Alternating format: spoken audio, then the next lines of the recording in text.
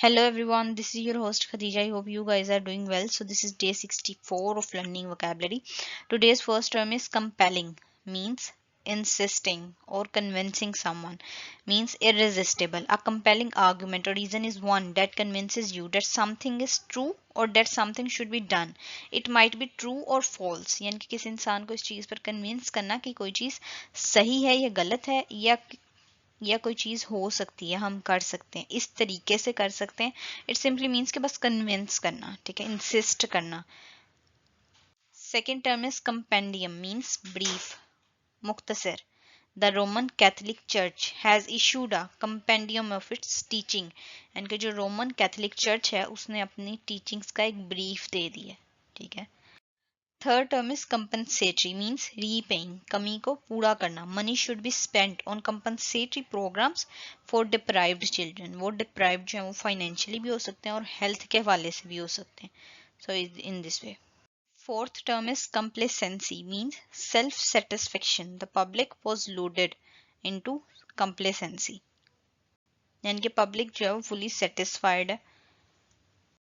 Fifth term is complacent, means trying to please, खुश करना, satisfy करना. I am rightfully not complacent with low quality service. यानी कि मैं जो हूँ वो इससे खुश नहीं हूँ, लो क्वालिटी सर्विस से खुश नहीं हूँ, सेटिस्फाई नहीं हूँ, प्लीज्ड नहीं मुझे कर पाए ये लोग. Six term is complement, means complete करना, फुलफिल करना, किसी चीज़ को इख्तिताम पजीर करना. यानी कि वो चीज़ जो है वो किसी भी प्रोसेस के लिए, किसी भी चीज़ के इख्तिताम होने के लिए बहुत ज़्यादा ज़रूरी है, कंप्लीट करने के लिए. An extensive dessert list is available to complement your meal. ठीक है, यानी कि खाने के बाद जैसे डिज़र्ट जो है वो कॉम्प्लीमेंट्री होता है, यानी कि उसके बगैर खाना मुकम्मल नहीं हो सकता. So this way.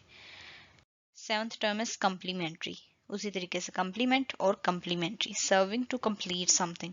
She wore a new outfit with a complementary scarf. यानी कि वो जो स्कार्फ था वो उसके आउटफिट को कम्प्लीमेंट कर रहा था, कंप्लीट कर रहा था. So this way. Eight term is compliance, means conformity in fulfilling requirements.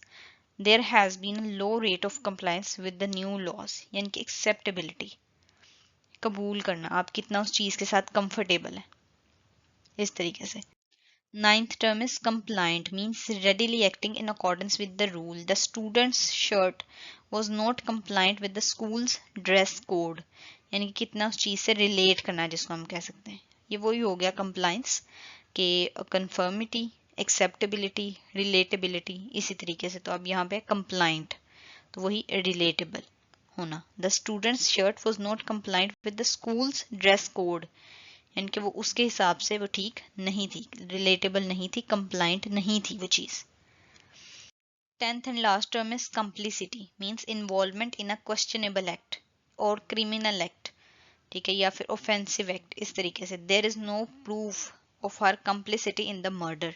Involvement होना, और ख़ास तौर पे किसी क्वेश्चनेबल एक्ट में, ठीक है, किसी गलत काम में जो है आपकी इन्वॉल्वमेंट होना, उसको हम कंप्लिसिटी कहेंगे. So that's all for today's lecture, guys. Hope for the best and be prepared for the future. And please do like, share, comment. Allah Hafiz.